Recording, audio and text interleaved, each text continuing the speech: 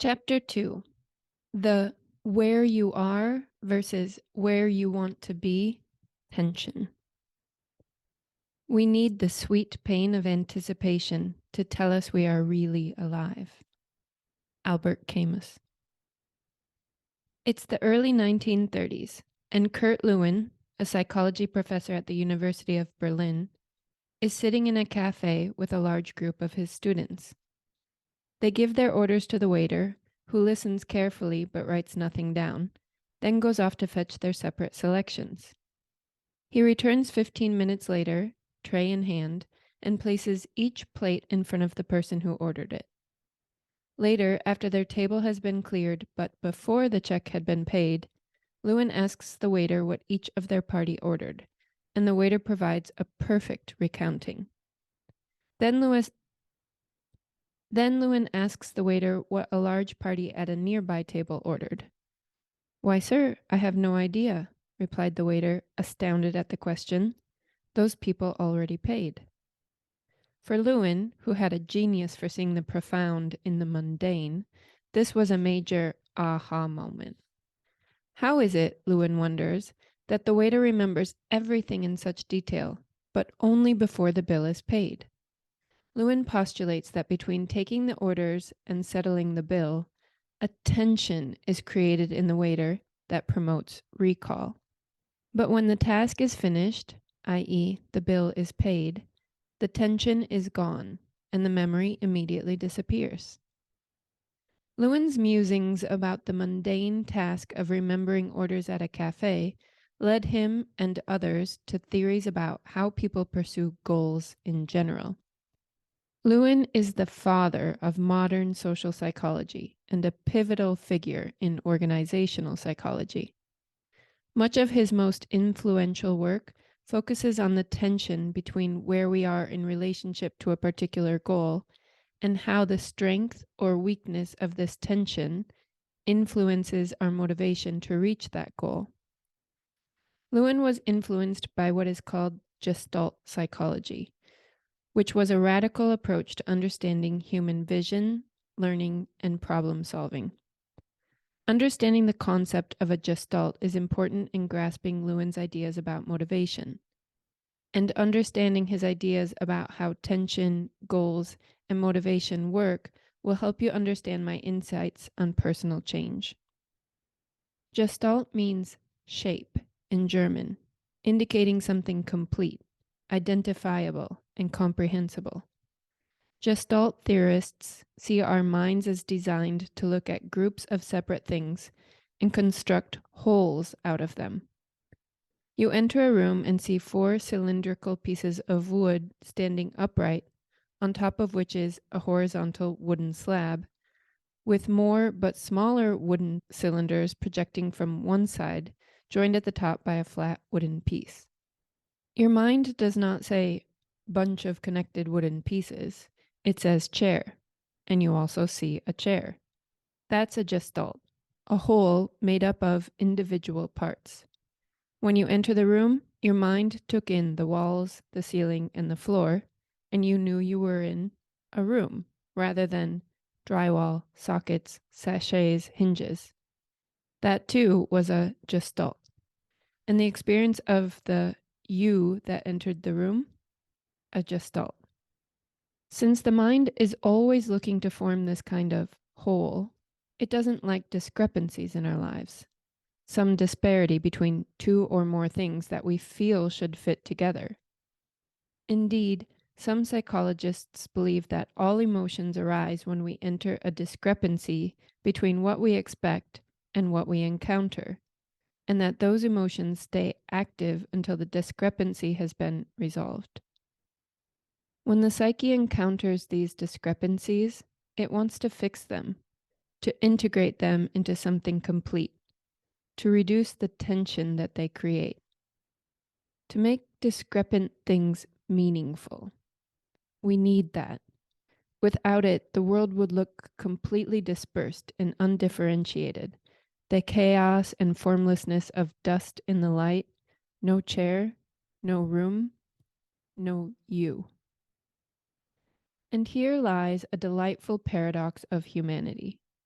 Our psyche abhors discrepancy and compels us to remedy them. Yet rather than living in quiet complacency, what do? We set goals. We aspire to change. Setting a goal inherently involves a discrepancy between where you are now and where you want to be. The tension caused by this particular discrepancy and your drive to rid yourself of this tension often leads to a good thing, the motivation to reach the goal. If you can get to the goal, the tension is resolved. That's why the waiter is able to keep the memory going during his task. He's motivated to end the discrepancy between taking the order and announcing the bill, and his memory is the means to get there. That's also why the waiter forgets the orders once the bill is announced. There is no longer a discrepancy, and therefore no tension, once he has completed his task. So, successfully reaching a goal is one very important way that a person can relieve the tension between where they are in relationship to that goal and the goal itself. Of course, there is another less effortful way to rid this tension: by giving up. No goal means no discrepancy, which in turn results in no tension. Giving up and surrendering are important elements of this book, and I will return to them. But for now, let's stick with the motivating fuel of the tension between your current state and where you want to be. The idea that your motivation depends on the tension between where you are now and your goal, and the fact that your motivation ends once you reach your goal, may seem obvious. You crave your favorite bacon burger. You're motivated to cook it because you want it for dinner, and there thus exists a discrepancy between your present hunger and your final satisfied swallow. Once you finish the burger, however, you are no longer motivated to cook it because there is no longer a discrepancy between your metabolic need and the satisfaction of that need. You are hungry, you ate, and the burger is no longer on your mind. That's the theory. You want something. The tension between wanting it and getting it motivates you to action, and you no longer feel motivated to achieve the goal once you've attained it. It's that simple. Well, actually, it's not. The transition from doing nothing to doing something, or from doing something negative to doing something positive, involves a complex array of forces and counterforces. Lewin referred to these pushes and pulls as vectors, a term he adopted from math and physics and applied to human action. A vector is something that has both a level of force, called magnitude, and a direction. The classic SAT math problem about when two trains will pass each other, one leaving Cleveland at 45 miles per hour and the other leaving from Wichita Falls at 60 miles per hour, is a story of vectors. Let's say you're coming to visit me in your car, and I ask when you think you'll get here. If you answer, I'm taking the Ventura Freeway south, you're only giving me a partial answer, since you haven't told me how fast you'll be going. The same is true if you say, I'll be going 65 miles an hour, but neglect to tell me your present location. But if you say, I'm taking the Ventura Freeway south from my house, and I'm going 65, you will have described a vector, and I'll know when to start shaking the martinis.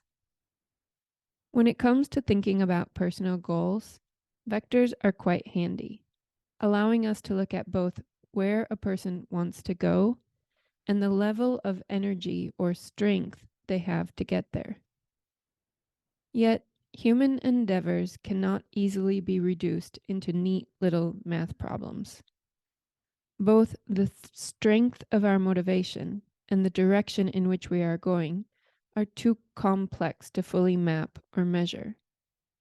A car going 65 miles an hour on the Ventura Freeway exists in an easily rendered vector. But the complex, meaning-making person driving the car has all kinds of things affecting the course she takes, such as the magnitude of the force pushing her forward on this course, and even the changes in the magnitude of that force. Why is one driver racing to meet a client? And why is another racing to escape an unhappy marriage?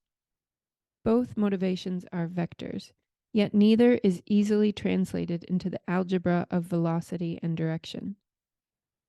Fiction writers such as Marcel Proust, William Faulkner, and Philip Roth have dedicated pages upon pages to all the multiple forces that push someone toward or away from some particular action. For us humans, goal attainment is, therefore, rarely as simple as a line between Cleveland and Wichita Falls. That's why Siri can tell us how to drive across the country, but not why to get out of bed. For those of us seeking to make changes, the vectors of our inner drives and often vague directions are far more complicated than instructions to walk 10,000 steps or weigh out 10 ounces of ground beef would suggest. Fields and force fields. Let's return to that 1930s Berlin cafe. Lewin's aha moment comes when he perceives a sort of invisible bubble around the waiter, a life space, or field, as he later calls it. This field consists of the waiter's own psychological strengths and weaknesses, what's happening around him in his environment, and the ways he responds to the environment and the environment responds to him. Lewin came up with the formula for these fields. B equals a function of P, E, meaning behavior is a function of a person, P, and his or her environment, E. This was a radical formula for the time that defied the stimulus response model popular then. Humans, for Lewin, were not simply organisms zapped into action only by external rewards and punishments. They were persons with inner lives, inner thoughts, hopes, and fears that could act on their environments and not just be acted upon by their environments. Thus, Lewin saw our movement towards goals as directed by dynamic thoughts, forces, and emotions that shifted depending on our own interaction with the environment around us. This was also a radical departure from psychoanalysis, the other major approach to human psychology, which regarded behavior as reflecting personalities formed by neurotic worries and repressed impulses, and focused less on how people negotiate the very real challenges of day-to-day living. Lewin was arguing that our movement toward goals is partly a reflection of our current state, rather than strictly based on psychological traits. The present situation matters, said Lewin, a dictum that shaped modern social psychology. How many social psychologists does it take to change a light bulb? The answer depends on the situation. Sitting at the cafe, Lewin postulated that the waiter's memory of the ordered items was dependent on a psychological field. This field was made up of the waiter's desire to do a good job, the general demands of his job, and the specific task before him, i.e., getting schnitzels, sauerbraten, and pilsner to that raucous table of psychologists. The waiter's behavior, his remarkable memory, and his equally remarkable forgetting after payment all make sense when regarded in terms of the field he inhabits. The person he is, a waiter, and the situation he is negotiating, waiting tables. This is the gestalt of waiter, and it creates the memory-enhancing tension of the discrepancy between the order for food and drink and the delivery of the bill. To put it another way, there's no tension between taking the order and remembering it, without the waiter also carrying out the responsibilities of his job. But what happens when the field changes? What happens when the waiter, let's call him Fritz, shifts from being a waiter to some other role, and the goals of that other role become salient? Suppose that Fritz, the waiter, is also one of Lewin's students, and seeing his professor and classmates entering the cafe, he transitions from busy waiter to excited student. As Fritz plunks himself down with his schoolmates, their food orders, given to another waiter, do not register with Fritz at all. His mind is on the theory of vectors and psychological fields, not on skeins of ale. He might not even recall what anyone ordered because he is, quite literally, not in that space. Fritz's mental state changes by simply taking off his apron and sitting with his classmates, and now he is engaged in different goals. Once Fritz puts his apron back on, however, he's actually still not guaranteed that he'll remember all orders. In his field, they're not only forces pushing him toward his goals, but ones resisting him getting there, too. For Fritz, the forward vectors helping him to remember are his need for gainful employment, his intrinsic desire to please his customers, his pride in his ability to mentally remember diverse and even complicated things, the strong cup of coffee that focuses his attention, and his desire for a big tip. Together, these forward vectors engage the tension between calling customers' orders and collecting their payments. Lewin called the sum of these positive vectors that keep Fritz focused on his goal driving vectors. Coexisting with these driving forces are other things that impede Fritz, many of which would also restrain him in the task of being a good student. He just received horrible news from home, was hit on the head the previous night, recently received a poor review by his superior, is preoccupied with news of an alarming political development, or just has a naturally poor memory. Lewin called these liabilities and negative influences restraining forces. When you measure the magnitude of things preventing a person from reaching their goal, you're looking at these forces.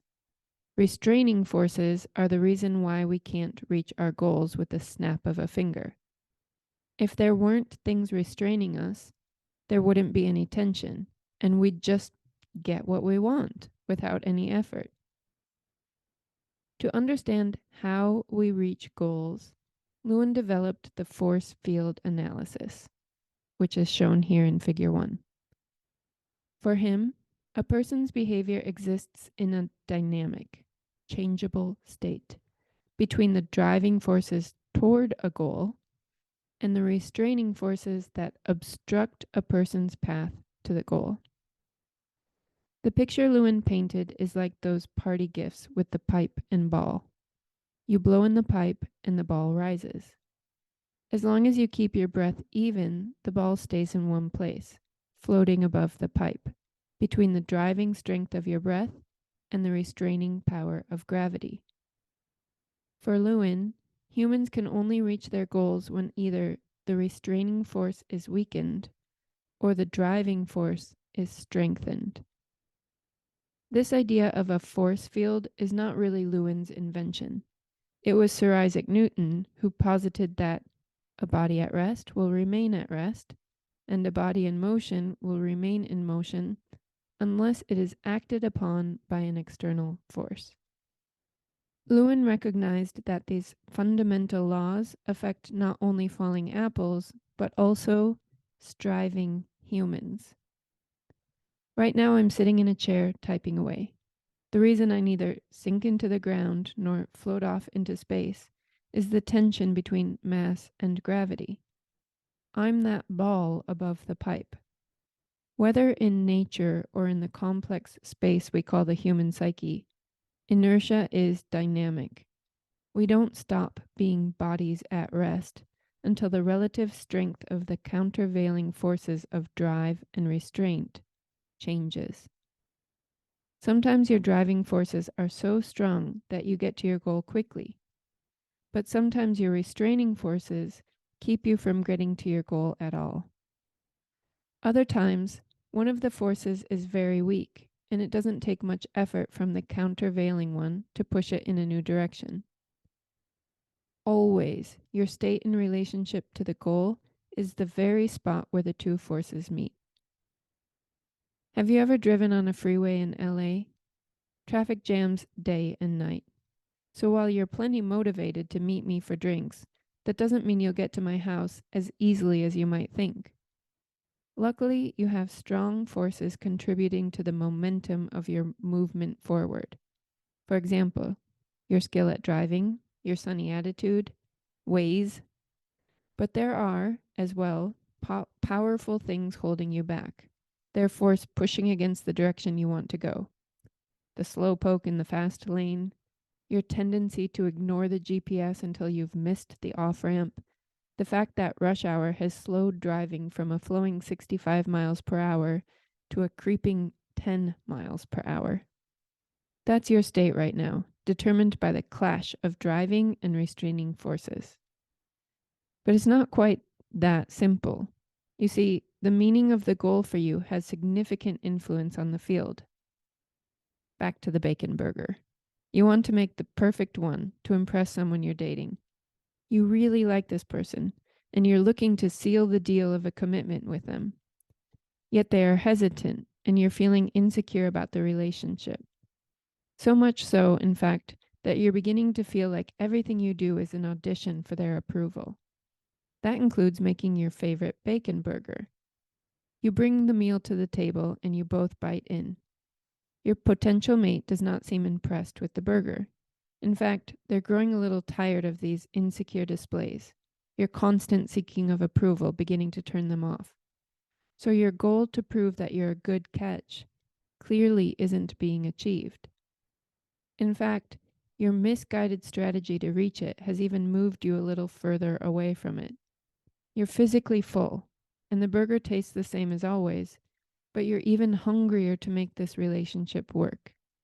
Thus, the motivating tension between the starting point and the goal doesn't end with the consumption of a bacon burger, and it likely continues since your burger-based strategy for ending the discrepancy between wanting a commitment and having one was a pretty cockamamie one to begin with. Your insecurity and the responses to this insecurity from your potential mate are restraining forces that undermine you. If someone were watching this bacon burger scenario play out without knowledge about your insecurity, your concerns about commitment, or your counterproductive approach to securing the relationship, they would see a simple event of one person making dinner for another. Goal achieved. But your actual goal is different from how it appears. In fact, it's based on some rather neurotic needs, known only to you and invisible to others. The fact that the meanings of our goals are often hidden and that our own psychological state matters in regard to the tension between starting point and goal means that we can't really understand a person's motivation without understanding why they want what they want. Every field, that space in Lewin's terms comprised of driving and restraining forces, is therefore as idiosyncratic as a snowflake, formed by the interaction between a unique personality with unique motivations and a distinct social situation. By seeing all motivation as existing in a field of influences and recognizing that the meaning of a goal is different for each person, Lewin takes a Thor-sized hammer to most self-help advice regarding making personal change. How-to advice typically ignores the complex workings of motivation, acting as if a specific goal has only one meaning for everyone, and assumes that every person lives in the same field. It's thus intended for a person who is psychologically consistent, whose actions completely speak for themselves with no deeper meaning than what they observably aim to achieve. A make-believe person, in other words. Imagine Jim, Carla, and Lee seek the same weight loss goal, but for very different reasons. Jim is lonely and wants to improve his social desirability. Carla is a tennis player and seeks to improve her athletic prowess. Lee has high cholesterol and seeks to improve his cardiovascular health. Sure, banning unhealthy foods from the kitchen will help all three, but without addressing underlying goals, a richer social life, a quicker approach to the net, less fear about cardiac illness, are particular to each of them. And the motivating tension between where each of these individuals is and where they want to be is largely designed by the meaning of their particular goals. Jim might end up finding a mate who loves a man with a little extra heft and no longer feel the need to diet. Carla may move up the competitive ladder at her tennis club and experience an extra push to lose those pounds. And Lee could end up getting news from his doctor that his statin drugs are working and feel like he can ease up a little on his diet. All three set out to lose weight, but the meaning of their goals controls the level of tension between each of them and their goal, and thus the power of the motivation to get there.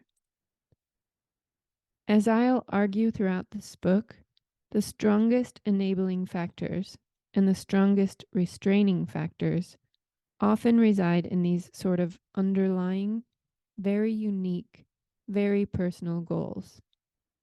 How-to instructions don't get at these meanings-based goals and don't tell you how to negotiate them because they aren't informed by you and why you want to achieve what you want to achieve.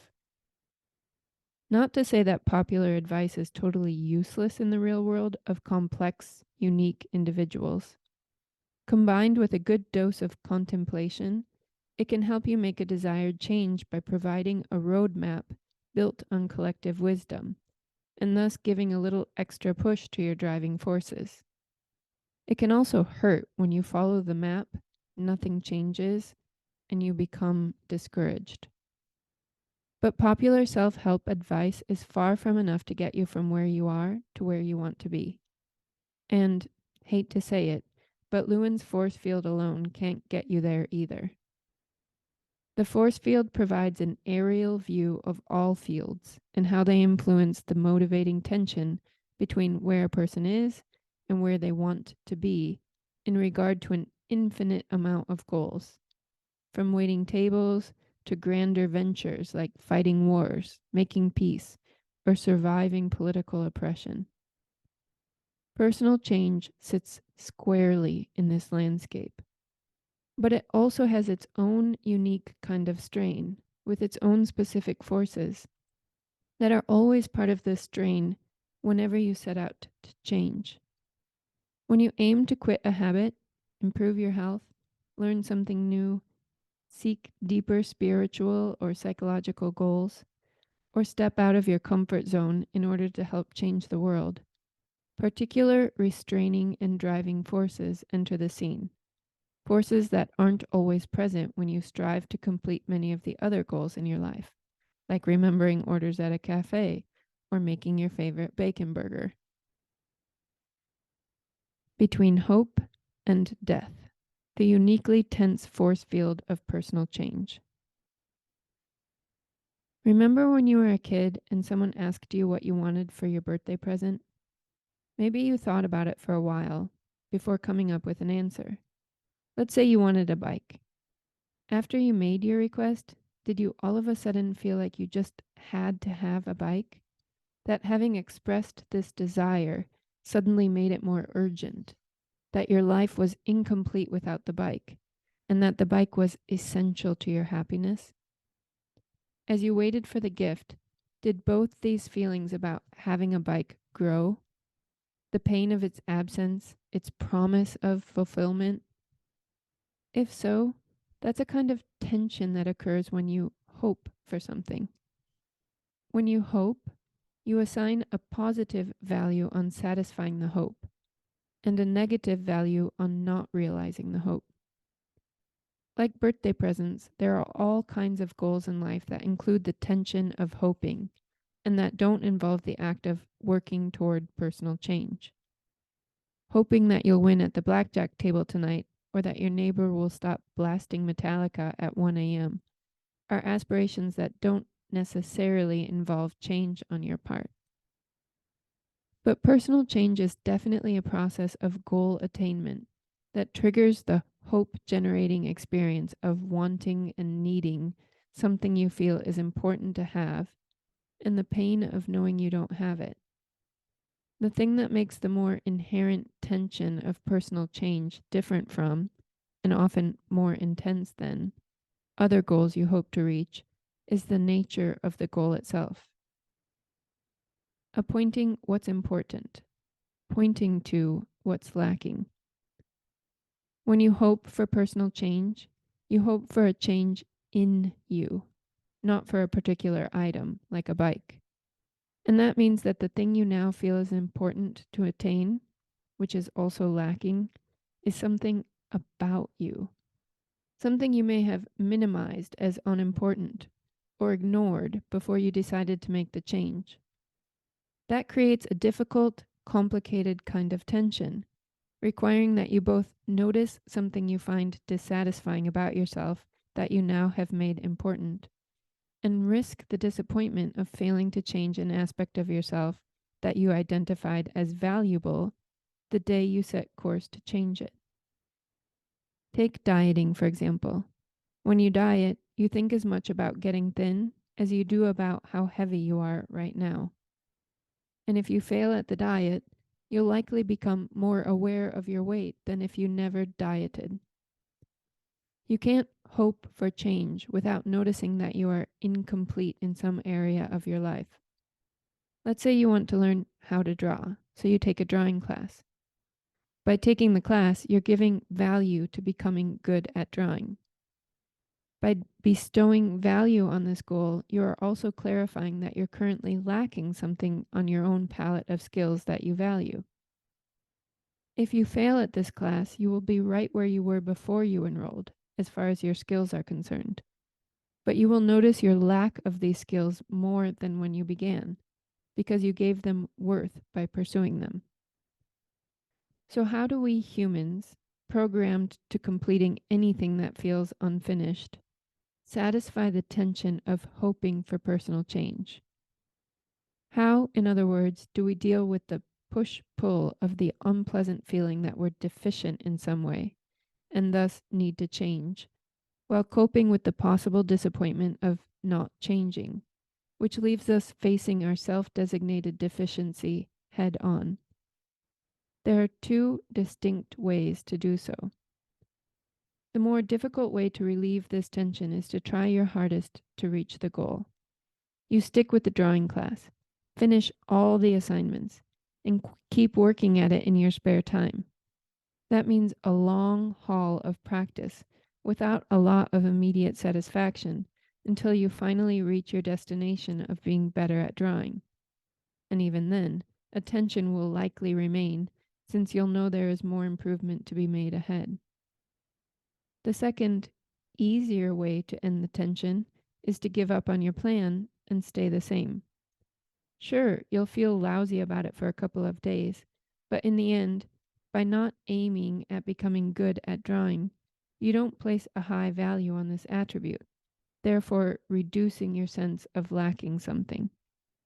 This is one reason why most of us choose to stay the same over change.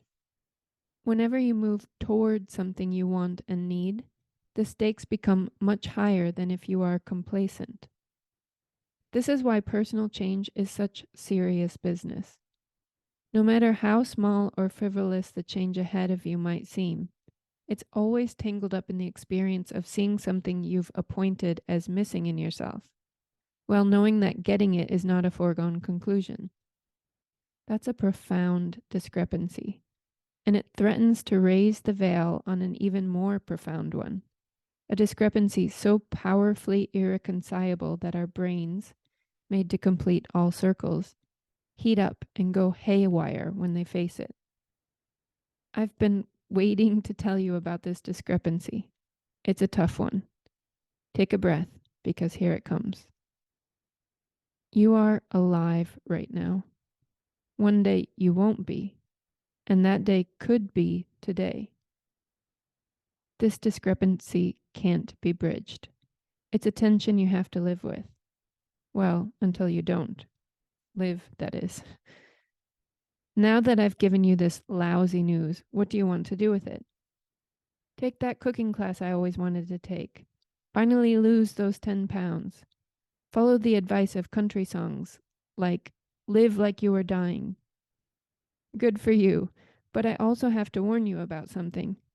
When you make such changes, that grand kahuna, grim reaper of all discrepancies, is going to nag at you much more than if you stay the same. Personal change is always about how we exist within the shadow of the giant, completely unpredictable hourglass of our mortality. It's never not about this. Heading toward a change, you probably don't say to yourself, I'm learning how to knit because someday I'll be 6 feet under. But you will feel a kind of pressure that you don't feel when you stay the same. You'll feel that you need, not just want, to learn to knit. With this hoping will come a sense of responsibility to yourself and a concern that you'll fail in getting what you lack in your life and in yourself before it's too late. Behind this experience of responsibility will be a quiet acknowledgement that you don't have all the time in the world. Your mind will go into overdrive to try to smother this acknowledgement in order to protect itself from going mad over a puzzle it can't solve.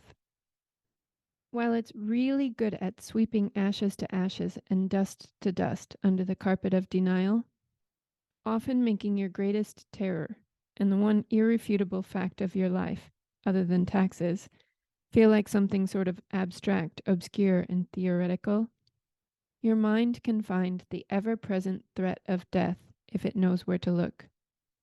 The undeniable pressure to make things happen now. The urgent but unseen force that focuses your mind. Your impatience with delay. The guilt of all those should-haves and what could have beens. The constant drone of potentials unmet. The dread of boredom and emptiness.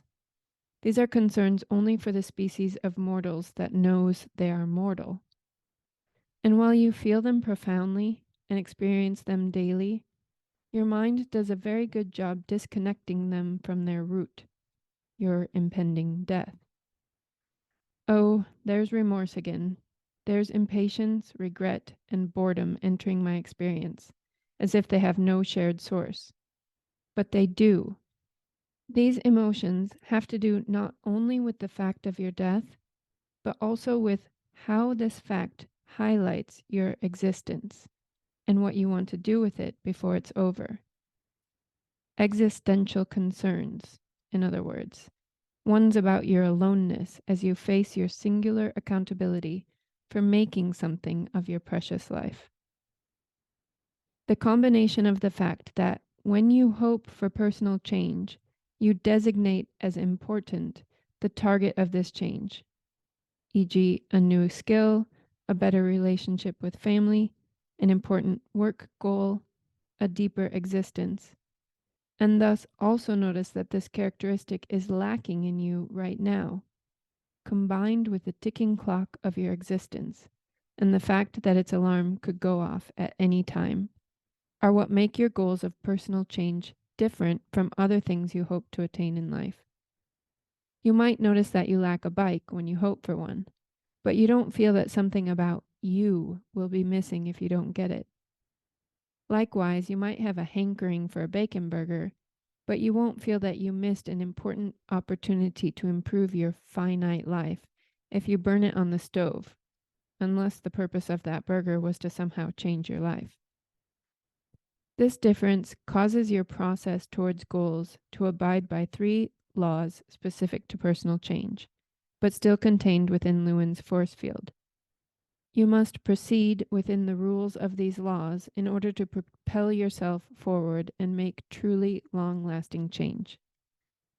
These 3 laws, one about your anxiety, about your accountability and aloneness, the other 2 about your capacity for hope and faith, are foundational.